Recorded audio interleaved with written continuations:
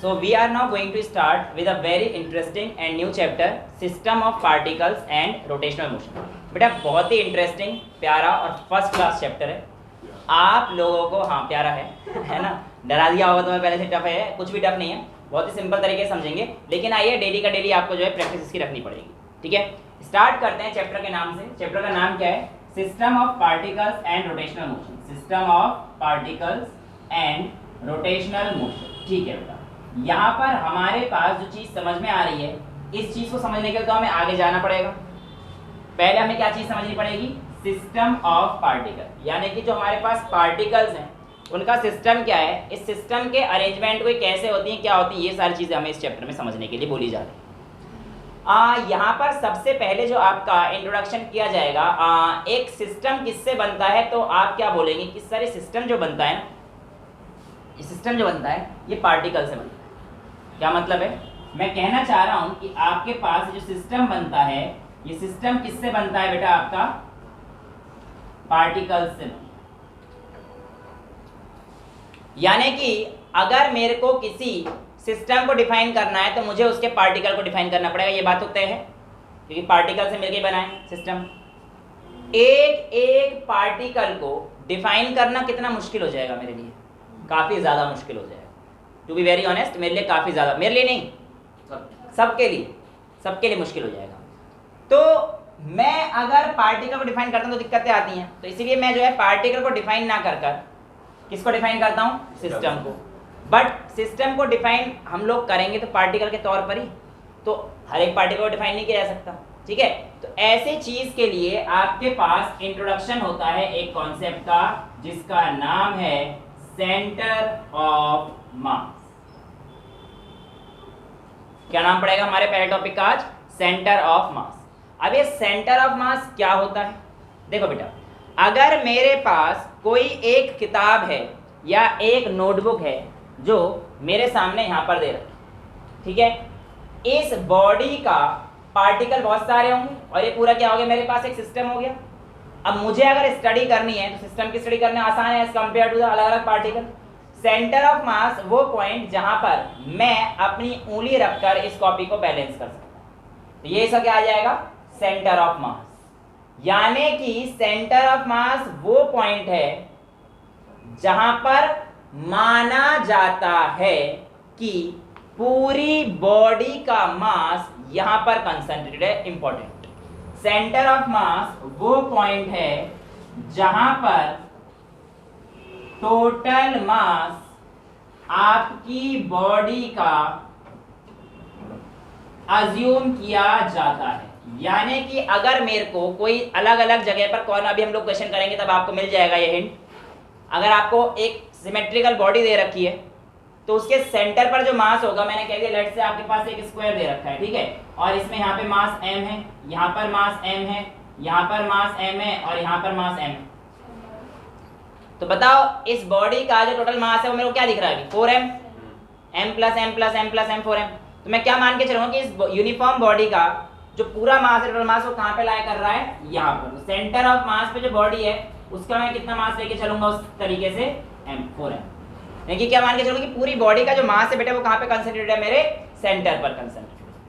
अब ये centre of मास को स्टडी करने की जरूरत ही क्यों पड़ी? वेल, ऐसे समझ लेते हैं. मेरे पास ये दो बॉल है, एक लेदर की है, ये थोड़ी ठोस होती है, जिसको अंदाजा ना हो जो क्रिकेट नहीं खेलता हो, क्योंकि इसके अंदर से हॉलो नहीं होती है. ये अंदर से हॉलो नहीं होती, अगर ये पड़ जाए ना एक काफ़ी अच्छे सूझती है. हाँ, सूझती है, मतलब कहने का जिस जगह पे लगेगा वो सूझ जाएगा अगर आपने प्रोटेक्शन नहीं पहना. प्रोटेक्शन से मतलब बेटा सिर्फ एक प्रोटेक्शन नहीं होता, और भी प्रोटेक्शन, थाई पैड है ना, और ग्लव्स वगैरह सारे प्रोटेक्शन आपके रहते हैं.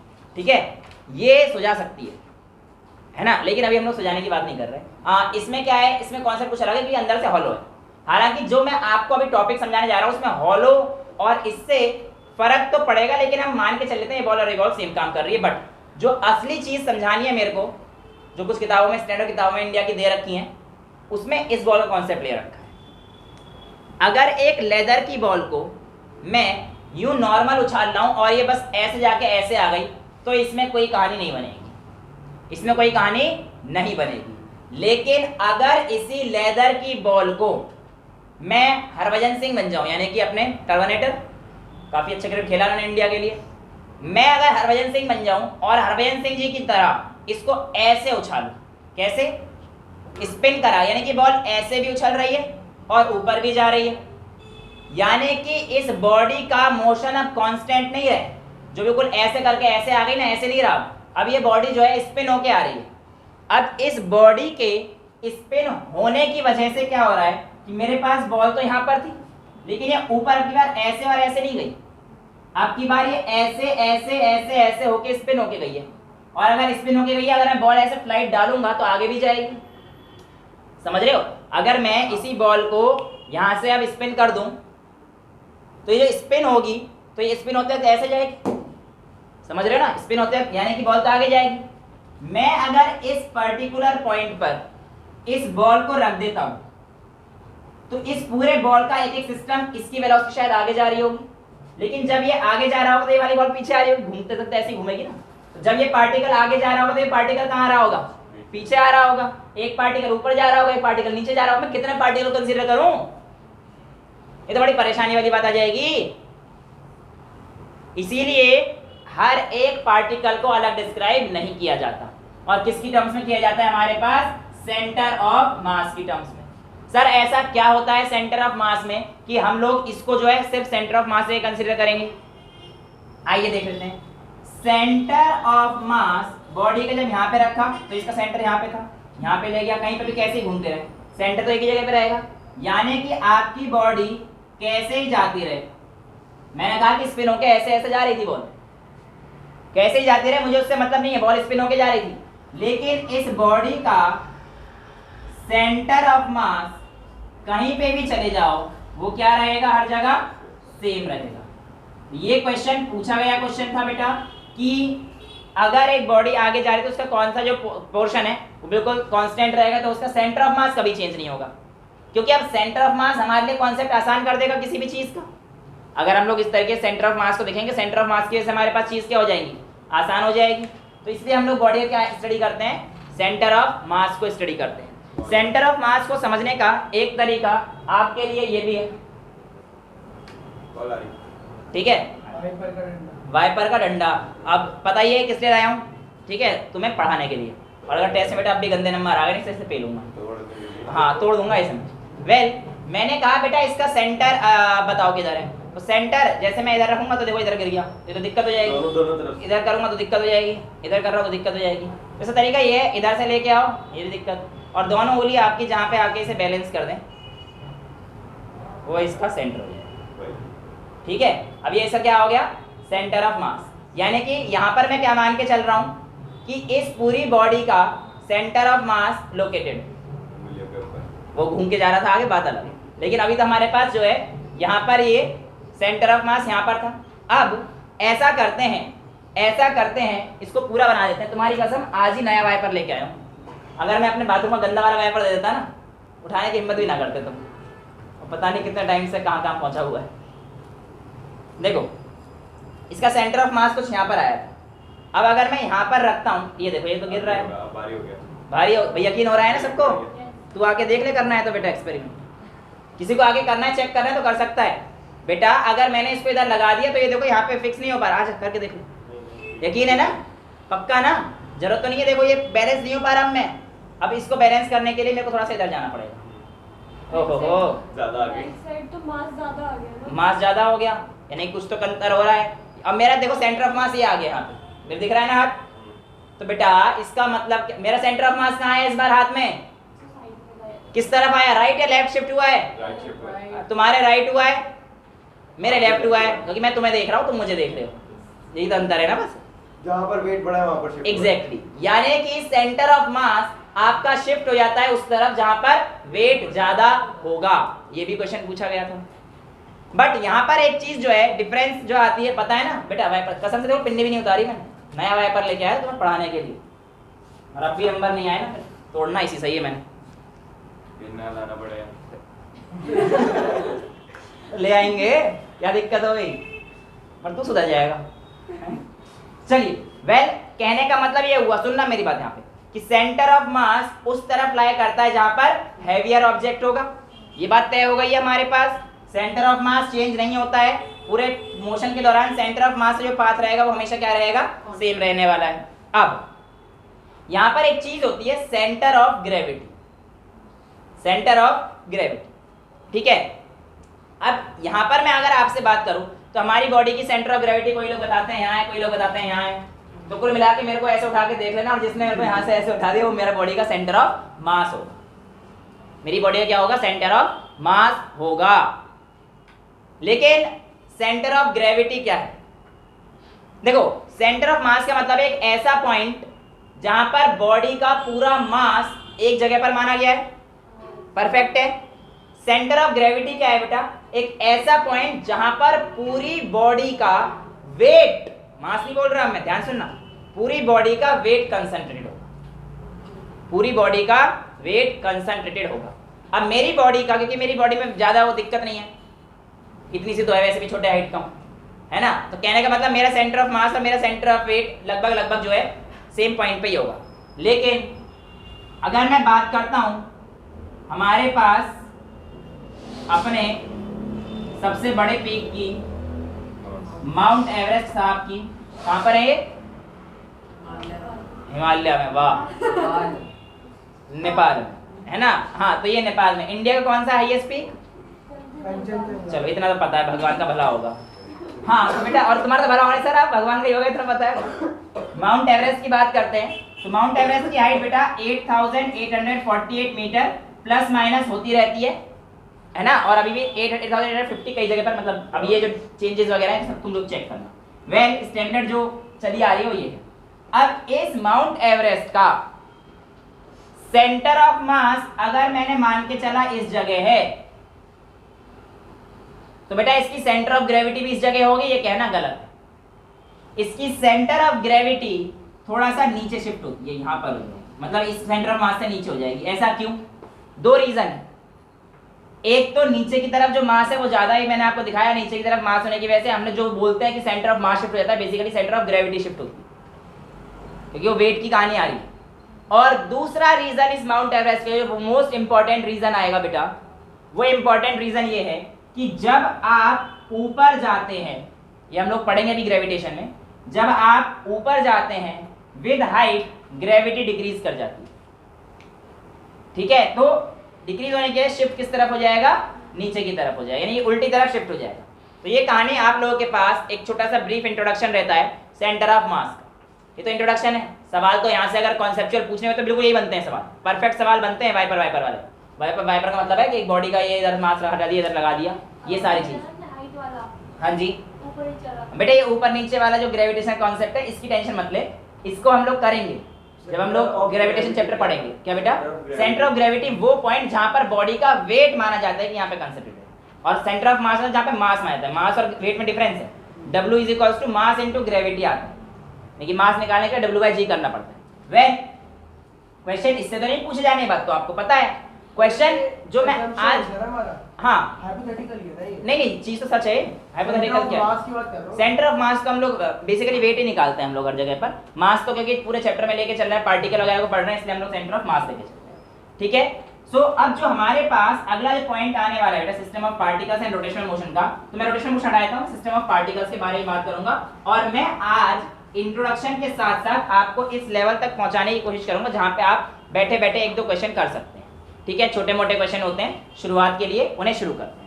मैं आपको 1D 2D और 3D तीनों के क्वेश्चंस कराने की कोशिश करता हूं, और एक एक करके आप लोग क्वेश्चन करते रहने की कोशिश करिएगा। सबसे पहला क्वेश्चन, अगर मैं आपसे कहता हूं कि आपके पास ये एक ऑब्जेक्ट है जिसका मास मैं मान के चल लेता हूं अभी m, ठीक है, और ये किसी दूसरे ऑब्जेक्ट से जिसका सेम मास लेते हैं, चलो m डिस्टेंस पर रखे हुए हैं, और ये जो है हमारे पास d डिस्टेंस की दूरी पर रखे हुए हैं।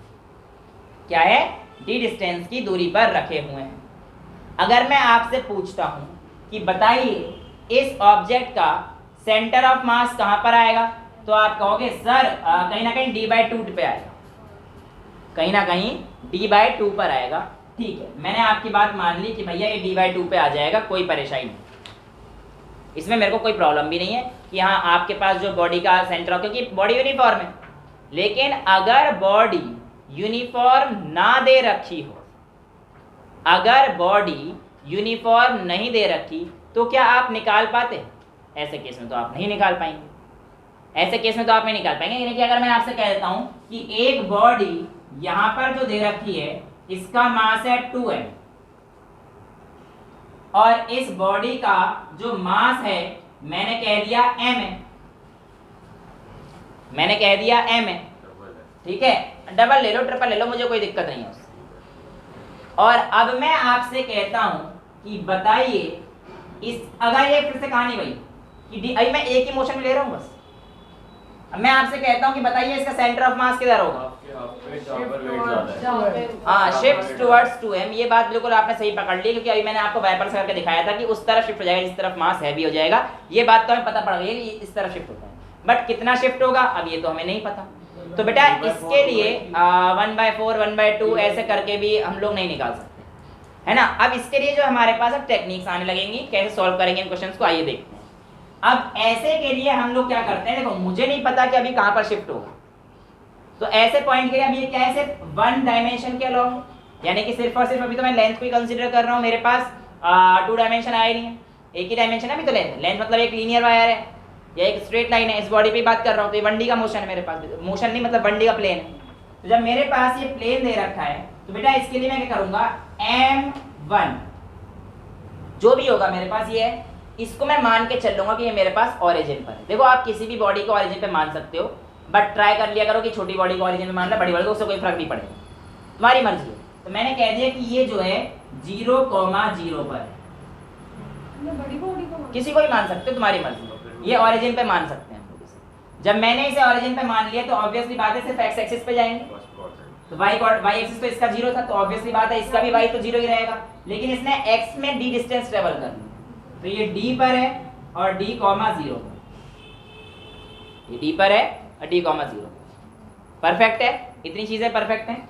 अब इस बॉडी का सेंटर ऑफ मास कैसे निकाला जाता है बेटा, सेंटर ऑफ मास की पोजीशन निकालनी है बेसिकली, तो मैं उसे कह दूंगा x सेंटर ऑफ मास, यानी कि लेट्स से कि यहां पे कहीं पे आएगा और ये पोजीशन x है, तो आप कहेंगे x centre of mass is equals to m1 का y से मेरे को कोई मतलब नहीं है, m1 का x की पोजीशन में क्या कोऑर्डिनेट है बेटा, 0 है, तो 2m into 0, m1 x1। Basically यहां पे मैं लिख देता हूं फॉर्मूला क्या होता है, x centre of mass is equals to m1 x1 plus m2 x2 upon m1 plus m2। ये छोटा सा फॉर्मूला आपके सामने आता है।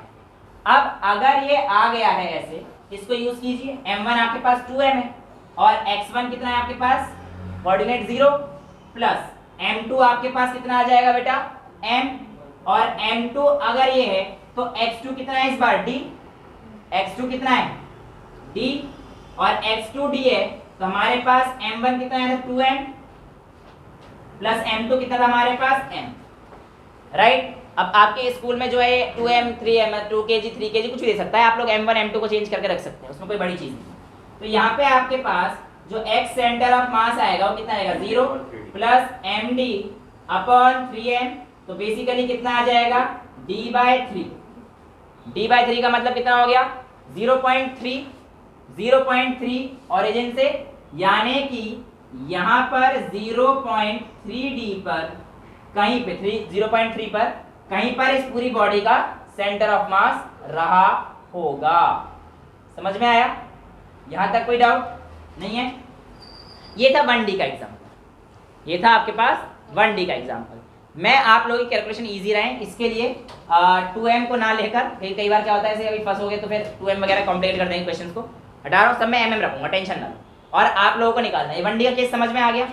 अब अगर बेटा यही चीज तो x सेंटर ऑफ मास आ गया, ठीक है। अब मैं बात करता हूं कि मेरे पास किसी एक पॉइंट पर या किसी एक प्रोजेक्शन पर सेंटर ऑफ मास निकालना है, तो लेट्स से कि मेरे पास यहां पर ऐसे दे रखा 2D मोशन आ जाएगा, ठीक है। अब मैंने कहा कि मेरा जो पार्टिकल है लेट्स से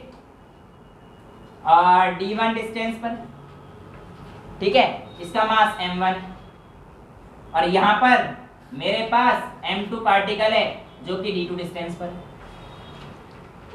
ठीक है। अब इस बॉडी का सेंटर ऑफ मास किधर होगा, तो बेसिकली तो आप कह दोगे कि सर सेंटर ऑफ मास तो यहाँ पर है, तो यहाँ पर हाँ वही वेक्टर की बात आप कह सकते हो कि सर ये DCOM जो है सेंटर ऑफ मास हमारे पास आ जाएगा, जिसे आप R से रिप्रेजेंट करें, राइट। तो ये तुम्हारे पास D1 आ गया, D2 आ गया।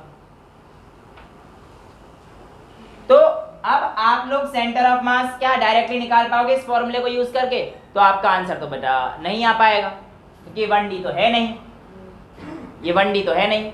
तो 1D का केस ना होने की वजह से अब 2D आया है, तो 2D आने की वजह से इसकी जो एक्सिस है ये चेंज होंगे, एक्स और वाई में आ जाएंगे, यानी कि इस बार एक्स प्लेन में भी आएगा कहानी और वाई प्लेन में भी कहानी आएगी। इस बार की जो कहानी आएगी वो एक्स प्लेन में भी आएगी और वाई प्लेन में भी आएगी, ऐसा ही कुछ हो जाएगा। M1Y1 हाँ लेकिन हाँ बेटा M1Y1 मतलब जैसे यहाँ पे एक्स सेंटर ऑफ मास से थे, एक्स पोजीशन से था, यहाँ पे बेसिकली एक्स मैं बताना चाह रहा हूँ जो एक्स एक्सिस पर आएगा। लेट्स से कि मेरे पास इसका ये कोऑर्डिनेट y है, ये y1 मान लेता हूँ, ये वाला कोऑर्डिनेट मैं इसका x1 मान लेता हूँ, ठीक है।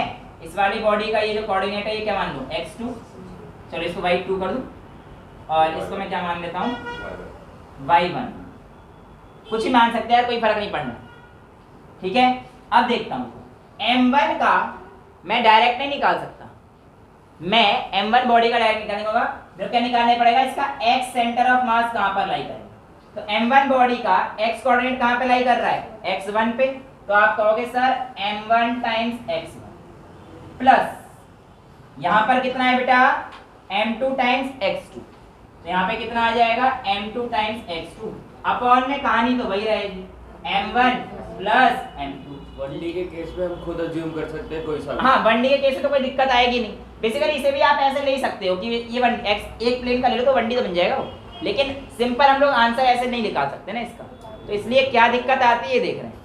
तो x सेंटर ऑफ मास आपका ये आ जाएगा सेम जैसे मैंने पीछे निकाला था, लेकिन यहाँ पर एक और एडिशनल काम करना पड़ेगा हमें, y सेंटर ऑफ मास भी लेना पड़ेगा। यहाँ पर आपको क्या लेना पड़ेगा, y सेंटर ऑफ मास भी लेना पड़ेगा, और जब आप y सेंटर ऑफ मास लेंगे तो कहानी भाई इस m की पोजीशन क्या है, चलो y2 ले ली तो y2 ले लो, कोई दिक्कत नहीं, तो m1 के साथ हमारे पास क्या है यहाँ पे y2, तो m1 y2 प्लस m2 के साथ y पे क्या है y1, तो m2 टाइम्स y1 अपॉन में m1 plus m2। Let's say यहाँ से मेरे पास इसको सॉल्व करके एक पोजीशन आया r, इसको सॉल्व करके मेरे पास एक पोजीशन आया s, तो जो मेरे पास नेट सेंटर ऑफ मास आएगा, कोऑर्डिनेट जो आएंगे नए सेंटर ऑफ मास के, वो क्या आ जाएंगे r, s। इस बात का क्या मतलब है कि जब बॉडी 2D प्लेन पर होती है तो मेरे पास उसका x कोऑर्डिनेट ये आएगा बेटा सेंटर ऑफ मास का, और y कोऑर्डिनेट मेरे पास क्या आएगा, s आएगा, ठीक है। एक काम करते हैं, एक छोटा सा क्वेश्चन मैं आपको देता हूँ, इसको ट्राई कीजिए कि अगर आपके पास आपका एक ट्राइंगल है, इस ट्राइंगल के हर एक कोने पर मैंने सेंटर ऑफ मास दे दिया है, सॉरी मैंने एक इक्वल मास दे दिया है m। आपको बताना है, फाइंड करना है, फाइंड द कोऑर्डिनेट्स किसके, of centre of mass, provided ये आपके पास एक इक्विलेटरल ट्रायंगल है जिसकी आपको साइड्स गिवन है कि ये ए साइड का है। आप एक बार ट्राई कीजिए, फिर आगे बढ़ते हैं। जिन्होंने कर लिया है वेरी गुड, जिन्होंने नहीं करा यहाँ पर देख लीजिए। अब मैंने आपको प्रोवाइड कर रखा था इक्विलिब्रियम यहाँ पे, और ये हमारे पास जो है इसको लेमाइना बोलते हैं, प्लेन को लेमाइना भी बोलते हैं। तो ये क्या है हमारे पास, ट्रायंगुलर लेमाइना। ऐसे आपके पास स्क्वायर लेमाइना भी होता है। स्क्वायर में क्वेश्चन नॉर्मली सिंपल हो जाता है, तो ये जब मैं आपको करा दूंगा तो आप स्क्वायर वाला घर से कर लेना। स्क्वायर में यही होता है कि आप कुछ भी रख सकते हो यार, उसमें मेरे को कोई प्रॉब्लम नहीं है। 4 m रखे होंगे है ना, और हाँ इसका सेंटर पे आ जाना चाहिए। वह इसका नहीं आएगा लेकिन सेंटर पे एग्जैक्टली। रीजन क्या है आइए समझते हैं। देखो पहली बात, कुछ बच्चे जिन्होंने देखते ही बोल दिया सर सेंटर पे कर दो सेंट्रॉइड पे आएगा। बेटा अब इतना सिंपल नहीं होना ना। हाँ आपकी बात, ये बात ठीक मान लूंगा मैं कि सेंटर ऑफ मास जो है एक्स एक्सिस शायद सेंटर पे आ जाएगा, शायद क्या पक्का ही आएगा, क्योंकि हमारे पास जो मास है वो इक्वल है और दूसरा भी यहाँ पे रखा हो तो एक्स एक्सिस पे तो कोई दिक्कत नहीं आएगा। लेकिन वाई एक्सिस पे अगर मैं ऊपर की तरफ जा रहा हूँ तो नीचे 2 मास है और ऊपर 1 मास है, यानी कि वाई एक्सिस पे कहीं ना कहीं नीचे की तरफ हो रहा है, सेंटर पे नहीं आ सकता। वाई एक्सिस पे मास सेंटर पे लोकेट नहीं होगा। हाँ उसका सेम है, क्योंकि यहाँ पे देखो, अगर इधर से देखोगे तो अभी 2 मास इधर, 2 मास इधर, 2 मास इधर, 1 मास इधर, है ना। अगर मैं इधर 2m और 2m कर दे तो भी चेंज हो जाता, फिर इधर 2m 2m कर दे तो भी चेंज हो जाता, लेकिन इधर 2m और इधर 2m रखते तो सेम हो जाता था। वो चेक करके देखना पड़ता बेसिकली। तो कहने का मतलब क्या है कि आप डायरेक्ट ये देख के कि हाँ भाई ये सिमेट्री फिगर है, सेंटर पे ही होगा, ऐसा अज्यूम मत करना, है ना। तो आइए देखते हैं कैसे निकालें। एक को ओरिजिन मान लेता हूँ, तो इस पॉइंट को मैं क्या मान लेता हूँ, 0,0। यही सिखाया था मैंने आपको कि एक बॉडी को आपको ओरिजिन मानना है, कोई सी भी आप मान सकते हैं, मुझे कोई दिक्कत नहीं। अब इक्विलेटरल ट्रायंगल की साइड क्या दे रखी थी मैंने आपको, ए, तो यहाँ पर ए है, ये भी ए है और ये भी ए, ठीक है। अगर ये इक्विलेटरल ट्रायंगल है तो जाहिर सी बात है कि ये वाला जो मेरे पास पोर्शन आएगा ये किस पे आएगा, a/2 पे आ रहा होगा, a/2 पे आ रहा होगा। यहाँ से यहाँ पर, यहाँ से यहाँ तक की जो डिस्टेंस आई होगी कितने आई होगी, a/2 पर। यानी कि इस बॉडी का जो कोऑर्डिनेट मिला मेरे को मिला 0,0, y एक्सिस पे तो ये कुछ है ही नहीं, ये वाला भी कुछ नहीं है, तो यानी कि y एक्सिस पे तो 0 हो जाएगा और x एक्सिस पे हो जाएगा a, तो इसका कोऑर्डिनेट्स आ जाएंगे a,0। भाई y एक्सिस पे 0 है, लेकिन इसका y एक्सिस क्या होगा, कैसे निकालेंगे बेटा, पाइथागोरस थ्योरम जो लगाएंगे लगा देना, मैं तो भैया अपना वही वेक्टर रिजोल्यूशन लगा दूंगा। तो ये sin 60 डिग्री पे है और ये a है, तो ये बेसिकली मेरे पास क्या आएगा, a cos थीटा, और ये वाला कंपोनेंट क्या आएगा, a sin थीटा। तो बेसिकली ये भी हमारे पास क्या आएगा, a sin थीटा। तो a sin थीटा का मतलब कितना होगा, a sin 60, और sin 60 कितना होता है, √3/2। तो यानी कि यहाँ पे हमारे पास कितना आ जाएगा, a √3/2। तो मेरे को इसका y कोऑर्डिनेट क्या मिला, a √3/2। यहाँ तक कोई डाउट किसी को, यहाँ से तो कोई दिक्कत नहीं है। तो बेटा इसका कंपोनेंट अगर आप रिजॉल्व कर लेने कि ट्रायंगल के लिए हमें क्या करना पड़ेगा, उसका कंपोनेंट रिजॉल्व करना पड़ेगा y एक्सिस को निकालने के लिए, वरना y एक्सिस आप नहीं निकाल सकते। आप डायरेक्ट a नहीं ले सकते क्योंकि यहाँ पर नहीं है, यहाँ पर नहीं है, ये कहीं यहाँ पर है, यहाँ पर भी नहीं है, यहाँ पर तो भी आ जाता आपका, पर ये कहीं यहाँ पर है एक एंगल पे जाकर। तो इसका जो कोऑर्डिनेट आएगा वो मेरे पास ये आ रहा है, हाइट जो आ रही है a√3/2। परफेक्ट है, यहाँ तक कोई दिक्कत नहीं है। अब पहले बात कर लेते हैं x एक्सिस की। फॉर x एक्सिस, तो x एक्सिस के लिए x सेंटर ऑफ मास जो आएगा वो क्या आएगा, m1x1 plus m2x2 plus m3x3 upon m1 plus m2 plus m3। Perfect है, कोई दिक्कत तो नहीं है।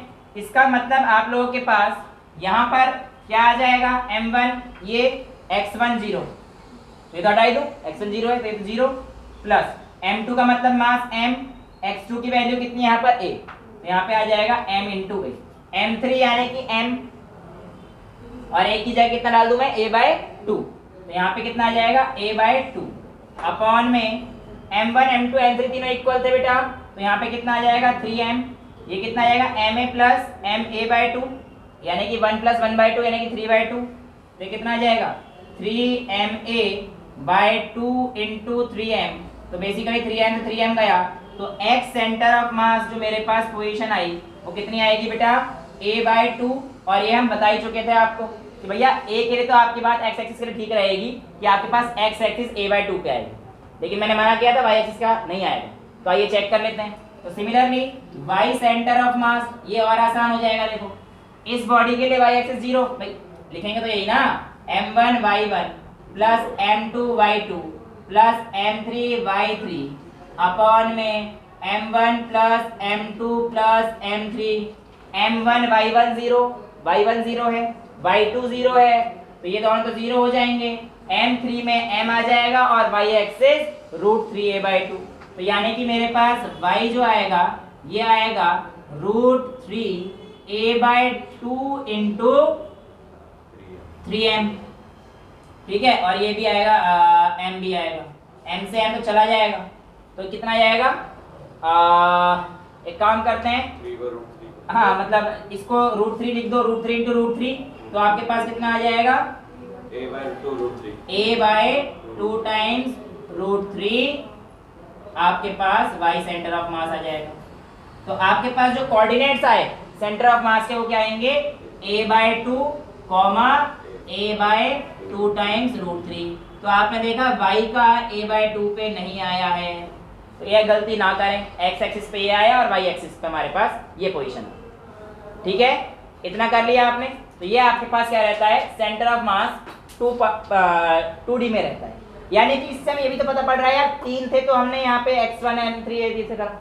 अगर इसी तरीके से कितने भी पार्टिकल हो इस दुनिया के, उसमें अगर for n number of particle, उसका x सेंटर ऑफ मास कितना हो जाएगा, m1 x1 plus m2 x2 dot dot dot mn xn upon m1 plus m2 plus dot dot dot, जितने नंबर ऑफ पार्टिकल्स सबके n नंबर ऑफ पार्टिकल्स के लिए हमारे पास ये कहानी है। ये x के लिए सेम कंडीशन y के लिए हो जाएगी, m1 y1 plus m2 y2 plus m3 y3 dot dot mn yn। Same condition z axis के लिए भी हो जाएगी। अब जब 3D का प्लेन आ जाएगा तो हमारे पास यही कहानी लगेगी, बिल्कुल कोई अंतर नहीं आएगा उसमें।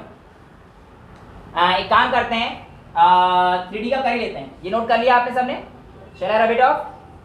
ऐसा करते हैं कि मैं आपको एक ट्राई करने के लिए क्वेश्चन दे ही देता हूँ, जिससे कि आपके कॉन्सेप्ट 3D में भी थोड़े से ठीक ठाक हो जाएं। ऐसा करते हैं, डायग्राम तो मेरे पता है बड़ी किस्तों में बनते हैं, तो भैया I am really sorry for that, but I will try my best कि एक आध डायग्राम बन जाए। वैसे तो ये आसान सा होता है। तो बेटा ये क्या है, 3D प्लेन है, बिल्कुल परफेक्टली। एक क्यूब है जिसकी साइड ए दे रखी है, और मेरी कहानी वही है क्या कि आपके पास हर एक कॉर्नर पर क्या लगा हुआ है, मास, ये m, ये m, ये m, ये m, ये भी m, ये भी m, ये भी m, ये भी, ये कोना तो नहीं है, ये कोना नहीं है बेटा, कोने साफ साफ देख लेना नीचे। हाँ एक कोना रहेगा, तुझे बड़ा कोना दिख रहा है, अरे अंदर भाई ज्यादा कोने मत जाया कर बेटा, यहाँ पे देख, ठीक है, ये कोना नहीं था, समझ गए ना। तो ये क्यूब है और मेरे हिसाब से यहाँ पे 8 कॉर्नर पर मैंने रख दिया है, ठीक है। आपके पास कहानी वही है, आपको क्या बताना है, find the position of coordinates of centre of मास क्या होंगे। आप सेम कहानी वही है, ये x एक्सिस है, ये y एक्सिस है, हमारे पास वही पता ही होगा तुम लोगों को, ये बात है ना, 11th क्लास में आ गए हो, पढ़ते पढ़ते बड़े हो गए हो काफी। तो बताओ भैया क्या होगा ऐसे सेंटर ऑफ मास, ट्राई करो फिर आगे चलते हैं। जिन्होंने कर लिया था वेरी गुड, जिन्होंने नहीं करा अब यहाँ पर देख लेते हैं। देखो बेटा एक पॉइंट को ओरिजिन मान लेते हैं, वो ये पॉइंट हो जाएगा बेसिकली। तो यही मतलब जो इजी हो जाएगा ना वही लिया करो, मतलब तुम्हें पता है कि हमारे पास ओरिजिन ये पॉइंट होता है, तो हम लोग इसे ले लेते हैं। तो इस पे जो ये वाला जो मास है m है, इसका जो कोऑर्डिनेट आ जाएगा क्या आएगा, 0, 0, 0, राइट। यहाँ से गया ये वाला जो मास है सिर्फ x एक्सिस से बदला है, तो इसका कोऑर्डिनेट क्या हो जाएगा, a, क्यूब की साइड a मैंने बोल दी थी आपको, a, 0, 0, राइट। ये वाला जो कोऑर्डिनेट है ये सिर्फ और सिर्फ y पे बदला है और कहीं नहीं बदला है, तो इसका कोऑर्डिनेट क्या आ जाएगा, 0, a, 0। ये वाला कोऑर्डिनेट x और y पे बदला है लेकिन z पे नहीं बदला है, तो इसका कोऑर्डिनेट क्या आएगा, a, 0।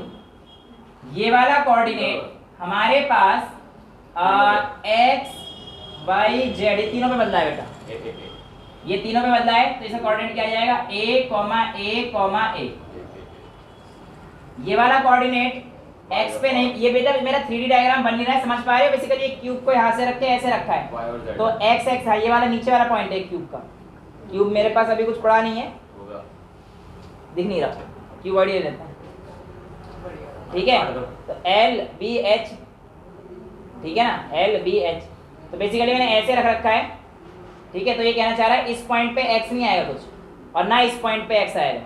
ये दोनों पॉइंट अगर मैं यहाँ पे ओरिजिन मान लेता हूँ, तो इस पॉइंट पे और इस पॉइंट पे तो x 0 है ना, तो ये वाला पॉइंट तुम्हें दिख रहा है, ये बेसिकली ये वाला पॉइंट है, जो कि x पॉइंट बेसिकली यहाँ पे कोऑर्डिनेट 0 है, तो यानी कि यहाँ पे सिर्फ और सिर्फ y एक्सिस चेंज हुई है और z एक्सिस चेंज हुई है, लेकिन x एक्सिस जो है चेंज नहीं होगी। तो यानी कि इसमें क्या आएगा, 0, a, a, राइट। इस पॉइंट पे क्या चेंज हुआ होगा बेटा, ना तो x ना y, सिर्फ z चेंज होगा, 0, 0, a।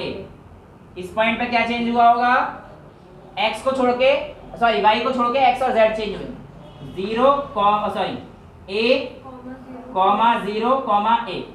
सबके कोऑर्डिनेट आ गए, 8 कोऑर्डिनेट होने चाहिए आपके पास, देख लो 1, 2, 3, 4, 5, 6, 7, 8, परफेक्ट है। अब आपके पास x सेंटर ऑफ मास जो निकालना था वो आप निकाल लीजिएगा यहाँ से। तो m1 x1 m इंटू 0 हो जाएगा, यहाँ पे कितना आ जाएगा plus m into a m2 x2। इस पे चलता हूँ, यहाँ पे क्या आया m into a m3 x3 हो गया। 8 m आएंगे। इस पे चलता हूँ, देखते जाओ, इस पे चलता हूँ तो यहाँ पे क्या आया है प्लस ma। और कहीं x एक्स से कोई कोऑर्डिनेट कहाँ आ रहा है, 4 आने चाहिए, 4 आ गए ना, ये आ रहा है, चौथा ये है, ठीक है, ये आया, ये रहा ना, x एक्सिस पे गया नहीं तो आगे ये आ गया, अपॉन में टोटल m कितना था बेटा, और मैंने ले लिया है, बाकी मैं सबका लूंगा तो ये m0 आता रहेगा, मैं क्या करूंगा m0 लेके, ठीक है, तो अपॉन में 8m, तो कितना आ जाएगा एक centre of mass 4ma bye 8m यानी कि a बाय 2। क्लियर है। सिमिलरली बाई सेंटर ऑफ मास, अब देख लो बेटा बाई सेंटर ऑफ मास भी सेम, ना तो यहाँ पर है, यहाँ पर है एक, 4 जगह पे होगा, 4 जगह पे ही है, 2 3, चौथा कौन सा है 4, ये ऊपर ही है। हाँ। तो बाकी सब जगह तो y 0 है, तो बाकी जगह तो लूंगा नहीं मैं, तो y सेंटर ऑफ मास भी यही आ जाएगा 4ma बाय 8m, ये भी कितना आ जाएगा a बाय 2, ठीक है। और ऐसे ही z सेंटर ऑफ मास देखेंगे तो z भी 4 जगह चेंज हो रहा है, एकदम सामने, 2 नीचे एकदम 3 और 4, बाकी सब जगह पर z 0, ठीक है। तो z सेंटर ऑफ मास भी क्या आ जाएगा 4ma बाय 8m, तो इसका भी कितना आ जाएगा a बाय 2, a बाय 2 इसके कोऑर्डिनेट क्या होगा a by 2 a by 2 a by 2। याद रहे अगर मैं इसका कोऑर्डिनेट चेंज कर देता, कोऑर्डिनेट कह रहा हूँ, कोई कोऑर्डिनेट चेंज करता है, मास भी चेंज करता तो चेंज हो जाएगा, हर बार सेम नहीं होगा और कॉम्प्लिकेट हो जाएगा थोड़ा सा। फिर जैसे मान के चलो मैं इसे कहता 1 2 3 4 1 2 3 4, मतलब 1m 2m 3m 4m, ज्यादा कुछ नहीं करना, जहाँ यहाँ पे वैल्यू दे रखी है ना उसके हिसाब से बस यहाँ पे डाल देना, m की जगह 1 2 3 डाल देना, तरीका यही रहेगा, बाकी ज्यादा कुछ थोड़ी करना है, सिंपल है कहानी। यहाँ तक किसी कोई डाउट है, नोट कर लीजिए, आगे चलते हैं बेटा। अगला जो क्वेश्चन है वो ये है, 2 spherical balls of mass m1 is equals to 2 kg and m2 is equals to 10 kg.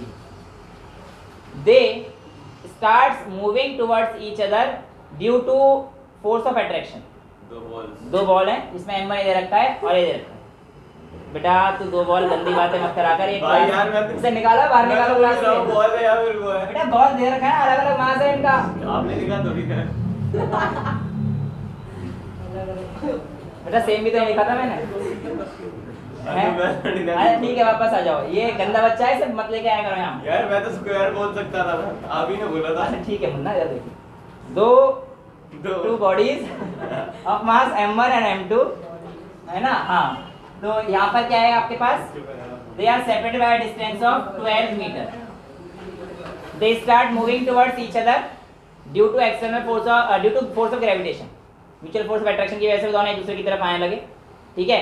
आपको बताना है where would the two bodies will collide, जब वो पास में आएंगे, जहाँ पर ज्यादा मास होगा, ऐसे थोड़ी पॉइंट बताना है, वो पॉइंट बताना है किस तरफ जाकर आपके कोलाइड होंगे, बेसिकली ये आपको बताना है। हाँ तो वही जब 1D वाला डायरेक्ट 1D वाला हो गया ना। हाँ कुछ करके देखिए। तो बेटा जिन्होंने कर लिया है बहुत बढ़िया, यहाँ पे कॉन्सेप्ट तो वही लगना है अपना कि 2 बॉडीज थी वो चल रही थी, तो बेटा इनका पहले मैं अब बेसिकली जब चल रही है तो एक पॉइंट पे आके एट्रैक्ट वहाँ पे रहेंगे, वहाँ पे जब इनका कोलाइड कहाँ पे होगा, सेंटर ऑफ मास पे, जहाँ पे उनकी पोजीशन ऑफ सेंटर ऑफ मास होगी। तो कोऑर्डिनेट ऑफ सेंटर ऑफ मास निकाल लो, 1D मानेंगे, सिंपल सा केस हो गया। तो xm is equals to m1 x1 plus m2 x2 upon m1 plus m2। अब इनिशियली बॉडी रेस्ट पर थी तो ग्रेविटेशनल फोर्स ही लगी है बस उस पर, तो कुल मिला के मैं ऐसा मान लेता हूँ कि 2 किलो की बॉल हो गई और ये 10 किलो की बॉल हो गई, बड़ी गड़बड़ यार, ठीक है। तो ये 2 किलो वाली और ये 10 किलो वाली, बेसिकली ये बात तो पक्का है कि आपके पास जो नेट सेंटर ऑफ मास है वो इसकी तरफ शिफ्ट हो रहा है, बड़े वाले के पास शिफ्ट हो रहा है, तो यानी कि अब इसको क्या मानना पड़ेगा 0,0, तो ये कितना हो जाएगा बेसिकली, डिस्टेंस कितना दे रखा है 12 दे रखा है ना, तो ये कितना हो जाएगा मेरे पास 0, ये m1 का x कोऑर्डिनेट 0 है, और इधर कितना हो जाएगा ये 12,0, हाँ y एक्सिस तो कुछ नहीं है, 12 ही है, तो हमारे पास कितना आ गया 0 प्लस 12 इंटू 10 अपॉन में m2 ये है, m2 x2 ये आ गया, अपॉन में m plus m1 plus m2 यानी कि 2 प्लस 10, तो 120/12 कितना आ गया 10 सेंटीमीटर। 12 सेंटीमीटर की दूरी पर थे ना, 12 मीटर 10 मीटर, बड़े 10 मीटर कहाँ से, यहाँ से इस तरफ है, क्योंकि जो हमारे पास सेंटर ऑफ मास है वो हेवियर बॉडी की तरफ शिफ्ट होता है। तो 10 metre from 2 kg and 2 metre from 10 kg। ठीक है, समझ में आया? मतलब राइट साइड की तरफ होगा ना? हाँ बेटा, राइट लेफ्ट जो करना है वो कर लो। राइट हैंड साइड ही होगा। हाँ राइट हैंड साइड कर लो, लेफ्ट हैंड साइड कर लो, बस याद रखो कि हेवियर बॉडी की तरफ जो है सेंटर ऑफ मास शिफ्ट होता है। ये मैंने आपको करके भी दिखा दिया, पहले ही कहता था। कोई बात नहीं, बहुत बढ़िया किया, अच्छा किया है। अच्छा, अब एक छोटा सा कॉन्सेप्ट जो इतने सब पे करे, उससे ना एक छोटा शॉर्टकट कह सकते हैं हम लोग, वो निकल के आ जाता है। लेट्स से कि मेरे पास कोई भी एक दुनिया की कोई बॉडी m1 बॉडी है और ये m2 बॉडी है, m1 बॉडी है और ये m2 बॉडी है, और लेट्स से कि ये d डिस्टेंस से सेपरेटेड है। जैसे यहाँ पर था कहानी, ये तो कहानी थी यहाँ पे, अब मैं उस कहानी को, अब मैं ना एक काम करता हूँ, जनरलाइज पॉइंट ले आता हूँ। मतलब मैं आप लोगों को यहाँ पे एक जनरल फॉर्मूला दे रहा हूँ जो हर जगह एप्लीकेबल है। 3D 2D 1D हाँ 3D 1D 2D सबके लिए एप्लीकेबल हो जाएगा। बस ये है कि आपको अप्रोच सही रखनी पड़ेगी आप, ठीक है। यहाँ पर मैं आपसे कहता हूँ कि आपके पास m1 m2 ये d पे हो गया, तो इसका क्या होता है कि आपके पास m1 बॉडी के जो सेंटर ऑफ मास आएगा वो किसकी वजह से आएगा बेटा, m2 बॉडी की वजह से। नहीं, हेवियर लाइटर मुझे पता ही नहीं है इस बार, तो मैंने कहा कि m1 बॉडी के जो सेंटर ऑफ मास आएगा वो मेरे पास इसकी वजह से आएगा। हाँ देखो, x centre of mass for m1 ये हमेशा किसके इक्वल आएगा, m2 into d upon m1 plus m2। अगर m2 को ओरिजिन पे ले लेंगे है, अगर m2 को ओरिजिन पे ले लेंगे तब कहीं से भी ले लेना, उससे कोई फर्क नहीं पड़ेगा। नहीं, लेकिन M2 अगर वो पूछता है, लेट्स से कि इस बॉडी का सेंटर ऑफ मास कहीं यहाँ पर आया, तो वो इस बॉडी से कितनी दूरी पर आएगा, तो उसका एक सेंटर ऑफ मास वो ऐसे आएगा डायरेक्ट। अभी करके देखते हैं। सिमिलरली फॉर m2 का जो x सेंटर ऑफ मास आएगा वो m2 का किसकी वजह से आएगा, m1 की वजह से आएगा। तो m1 into d upon m1 plus m2। जरा इस चीज को डायरेक्टली यहाँ से लगा के देख लें। हमारे पास एक तो है 10 मीटर फ्रॉम 2 kg और 2 मीटर फ्रॉम 10 kg, यही कहानी आई थी ना। चलिए मैं इस बॉडी को यहाँ पे मान लेता हूँ, है ना, m1 यहाँ पे। तो m1 के लिए मेरे पास आया था m2 into d। m2 कितना था, 10 into d 12 upon m1 plus m2, तो कितना आ गया, 10 मीटर आ गया ना। और ये आया था आंसर, तो आप डायरेक्ट निकाल सकते हो। अच्छा इसके लिए निकाल के देख लो, m1 कितना है मेरे पास, 2, ठीक है, और इसका जो डिस्टेंस है ये हमारे पास कितना आ जाएगा, 12 अपॉन में m1 प्लस m2 तो 12, तो कितना आ गया, तो डायरेक्ट आप निकाल सकते हैं। तो ये आपका एक शॉर्टकट कह सकते हो कि आप जो है इस तरीके से इस्तेमाल करके आराम से निकाल सकते हैं, ठीक है, समझ में आ रहा है।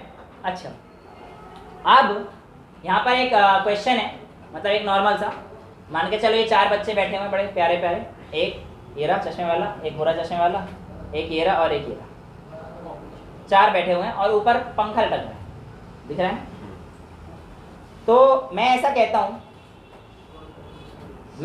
हूँ कि ये एक स्क्वायर है, ये एक स्क्वायर, 2D ले लो 3D ले लो, अभी देखते हैं, क्वेश्चन बन रहा है, ठीक है। तो ये एक स्क्वायर है और यहाँ पे 4 कॉर्नर पर इक्वल मास रखे हुए, हालांकि मास इक्वल नहीं है बट एक तरफ ज़्यादा हैवी हो रहा है, लेकिन हमें वो नेगलेक्ट करना है, ठीक है, don't take it personal please. So बस जस्ट फॉर फन। तो बेटा कहने का मतलब क्या है कि मास m, मतलब मैं कह रहा हूँ मास 40 किलो, मास 80 पार हो गया था, उसने झूले पे बैठने नहीं दिया था इसे, मुझे याद है, अब ज़्यादा हो गया होगा ना।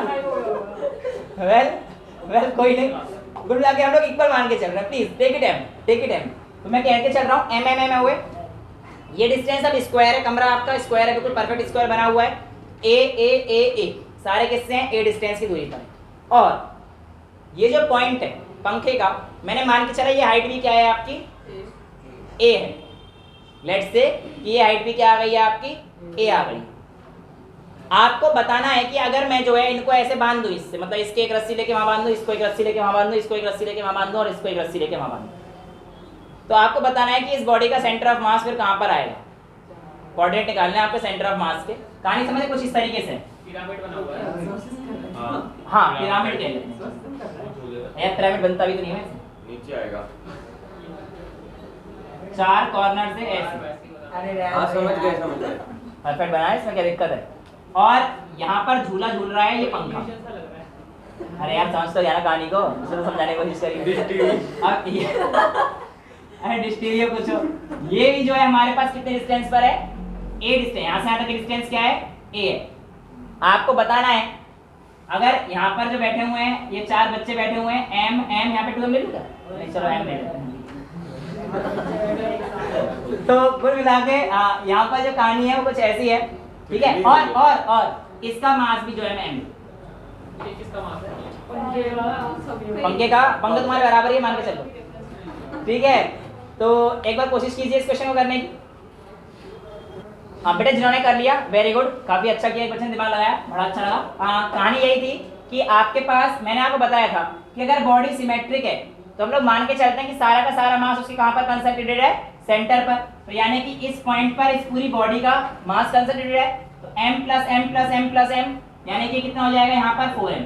ये पॉइंट क्या आ गया आपके पास, 4m का आ जाएगा। इस बात में कोई प्रॉब्लम नहीं है, यही तो बताया था मैंने आपको। किसी भी बॉडी में अगर सिमेट्री होती है तो उसका मास हम लोग कहाँ पे कंसीडर करके चलते हैं, उसके सेंटर पर। सबसे पहले लेक्चर शुरू करते वक्त मैंने ये चीज बोली थी, जब बॉल का एग्जांपल दिया था और आपको ये सारी चीज।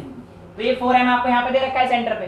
अगर 4m सेंटर पे दे रखा है तो क्वेश्चन अब बच्चों वाला हो गया भाई। ये एक कॉर्नर है, एक कॉर्नर है, तो ये वाला क्वेश्चन हो गया ना, 4m और m। अब तो ये मान लो यार 4m और m कितने डिस्टेंस सेपरेट है, a से सेपरेट हो तो क्या आपके क्वेश्चन में कुछ बचा।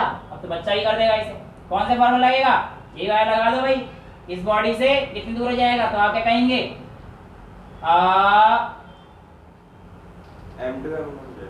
m भाई। इस बॉडी यहाँ से देख रहा हूँ सेंटर से कितनी दूर है, सेंटर से लेने के लिए m लेना पड़ेगा। m इंटू डिस्टेंस कितना है इनका, a upon m plus 4m। यही कहानी हो जाएगी ना बेटा। तो ma बाय 5m, तो आपका सेंटर से कितनी दूरी पर हो जाएगा, a बाय 5। क्लियर है, ठीक है। एक ऐसा ही क्वेश्चन आपकी जो किताब है सामने यहाँ पर दे रखा है। यहाँ पे कह रखा है कि आपके पास 2 रॉड है, उनकी लेंथ है l। 2 रॉड दे रखी हैं ऐसे इस तरीके से, आपको l लेंथ की दे रखी है। और इसके सेंटर पॉइंट से एक रॉड जो दूसरी रॉड है मतलब वो इस तरीके से लगा है, हाँ T1, ठीक है।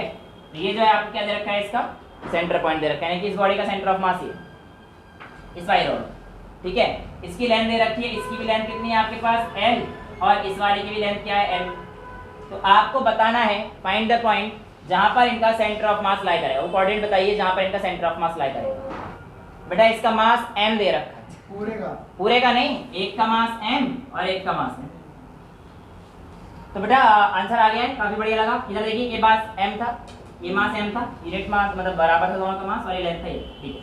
ये वाला बॉडी का हमें पता है कि इसका जो हमारे पास ये पॉइंट है सेंटर ऑफ मास पॉइंट दे रखा था, यानी कि ये जो पॉइंट आया होगा यहाँ से इस हटा के मैं कहता हूँ कि ये वाली डिस्टेंस मेरे पास l/2 रही होगी और ये वाली l/2 रही होगी, राइट। सिमिलरली इस बॉडी का सेंटर ऑफ मास यहाँ पर आएगा l/2, ये वाली डिस्टेंस भी हमारे पास क्या आ जाएगी l/2, और ये वाली डिस्टेंस भी हमारे पास l/2 mm के बीच में l/2 का डिस्टेंस है ना। अब मेरी बात ध्यान सुनिए कि ये बॉडी की मास m, ये बॉडी का मास m। मैं मान के क्या चल रहा हूँ कि इस बॉडी का सेंटर ऑफ मास यहाँ पे कंसंट्रेटेड है और इस बॉडी का सेंटर ऑफ मास यहाँ पे कंसंट्रेटेड है। ये तो मैंने आपको पिछले देखो मैंने एक टॉपिक जो कराया उसके बाद सारे क्वेश्चन करा रहा हूँ उस तरीके के, ताकि आपके कॉन्सेप्ट जो है एक के बाद एक रिवाइज होता है। यहाँ पर एक सेंटर ऑफ मास कंसंट्रेटेड है, यहाँ पे एक बात मतलब 2 बॉडी का ये कहानी हो गई, ये 2 बॉडी हो गई, इनका मास क्या है, इसका भी m माना है, पूरी बॉडी का मास यहाँ पे मान लिया ना मैंने, इस पूरी बॉडी का मास यहाँ पे सेंटर मान लिया मैंने। तो ये मास m हो गया, ये मास m हो गया। अब ये दोनों सेंटर में कितनी दूरी से सेपरेटेड है, l/2 से सेपरेटेड है। तो मैं इस पॉइंट से देख लेता हूँ कि ये कितनी दूरी पर हूँ। तो इस पॉइंट से यहाँ तक की दूरी के लिए मैं क्या लेता हूँ, m इंटू ये डिस्टेंस कितना है बेटा l/2, m इंटू l/2, यही तो करा था अभी हमने सेंटर ऑफ मास निकालने के लिए, m into l/2 upon m plus m। तो कितना हो जाएगा ml/2 अपॉन में 2m, ठीक है। तो कितना हो गया ml/4m। तो हमारे पास इस पॉइंट से यानी कि लेट्स से पॉइंट A है, तो A पॉइंट से और ये पॉइंट में B मान लेता हूँ। A पॉइंट से कितनी दूरी पर हो जाएगा l/4 मीटर की दूरी पर है, सेंटीमीटर जो भी दे रखा हूँ, यानी कि यहाँ पर कहीं पे इस पूरी बॉडी का सेंटर ऑफ मास है। तो यहाँ से कितना हो जाएगा, B पॉइंट से पूछेगा 3l/4 हो जाएगा। एल में से माइनस कर दोगे ना, वो तो पूरी लेंथ तो एल है, इतना शिफ्ट हो गया तो बचा हुआ लेंथ तो एल माइनस एल बाई 4 आ जाएगा। ठीक है, अच्छा अब आपसे जो है एक टाइप का जो क्वेश्चन है, एक टाइप बस लास्ट टाइप रह गया, उसे कर लेते हैं, फिर हमारे पास अगले टॉपिक पे पढ़ेंगे इसके बाद, वो अगली क्लास में कर लेंगे बेशक। जैसे कि आपको दे रखा होता है कि कोई बॉडीज जैसे यहाँ पे दे रखा है मूव कर रही है, क्या कर रही है, मूव कर रही है। अगर बॉडी मूव कर रही होती है तो कहानी थोड़ी सी अलग हो जाती है।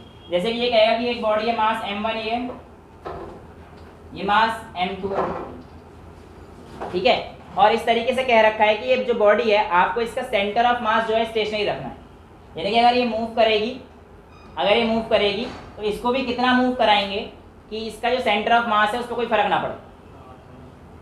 ठीक है, तो लेट्स से कि m2 बॉडी ने x2 डिस्टेंस मूव किया इस तरफ, m2 बॉडी ने x डिस्टेंस मूव किया इस तरफ, है ना, तो ये इक्वल नहीं करेगा बेटा, मुझे नहीं पता कि ये कितना मूव करेगा, मास तो डिफरेंट है यहाँ पे। तो लेट्स से कि जब ये इस तरफ मूव करेगा, क्योंकि सेंटर ऑफ मास जो है हमें क्या रखना है, सेम रखना है। सेंटर ऑफ मास की कंडीशन दी है कि सेंटर ऑफ मास चेंज ना हो, तो ये अगर इधर गया है तो सेम रखने के लिए इसको इधर जाना पड़ेगा, बेटा इधर जाएगा तो मास शिफ्ट हो जाएगा इस तरफ कहीं ना कहीं हेवियर बॉडी की तरफ, तो यानी कि अगर ये इस तरफ मूव कर रहा है तो इसको इस तरफ मूव करना पड़ेगा। तो बेटा यहाँ पर आप लोगों को अपने कोऑर्डिनेट्स का ध्यान देना पड़ेगा, यानी कि प्लस माइनस का ख्याल रखना पड़ेगा। ठीक है, तो अगर एक बॉडी इस तरफ मूव कर रही है तो बेटा ऐसे केस में आपके पास जो कहानी आएगी वो आएगी m2 x2, अगर इस तरफ मूव करा है इज इक्वल्स टू हो जाएगा, क्योंकि इसका इस तरफ आएगा minus of m1 into x, यानी कि अगर ये डिस्टेंस आएगी वो इस तरफ आ जाएगी, ये भी x2 कवर करेगा ना, x1 जो भी डिस्टेंस करेगा मुझे नहीं पता। लेट्स से ऐसा कर लेते हैं, चलो एग्जांपल ले लेते हैं, लेट्स से ये 1 kg की बॉडी है और ये 2 kg की बॉडी है। मैंने कहा 2 kg की बॉडी आपके पास 2 मीटर चल गई, कोई भी एक डिस्टेंस है लो 2 मीटर चल गई, तो आपको बताना है 1 kg किस तरफ जाएगा, 1 kg किस तरफ जाएगा कि आपका जो सेंटर ऑफ मास है वो क्या रहे, सेम रहे, शिफ्ट ना हो। तो आपको क्या कहना पड़ेगा कि सर m1 x1 माइनस का is equals to m2 x2, क्योंकि x2 मूव किया है, m1 x1 मेरे पास आ जाएगा, तो 2 इंटू 2 और m1 कितना रखा है 1 into x1 is equals to 2 into 2, 4 आ जाएगा, तो ये माइनस का आएगा, तो x1 इज इक्वल्स टू -4। -4 का मतलब क्या है कि अगर ये 2 मीटर इधर चलता है तो इसको जो है हमारे पास 4 मीटर इधर चलना चाहिए, ताकि सेंटर ऑफ मास हमारे पास सेम पोजीशन। अगर इसी तरफ जा रहे हैं दोनों तो फिर चीजें अलग हो जाएंगी, फिर वो शिफ्ट होता जाएगा, है ना। और उस केस में फिर हमें जो है अलग तरीके से करना पड़ेगा अप्रोच, वो जब आप क्वेश्चन प्रैक्टिस करेंगे तब देखेंगे, वरना अगली क्लास में मैं आपको करा दूंगा। सेंटर ऑफ मास चेंज नहीं होगा, यहाँ पे इस केस में बिल्कुल चेंज नहीं होगा, जब सेंटर ऑफ मास चेंज होगा उसका क्वेश्चन हम लोग जो है अगली क्लास में कर लेंगे, इससे बाद का टॉपिक है। तो आज के लिए इतना ही रखते हैं, that's all for today, thank you so much.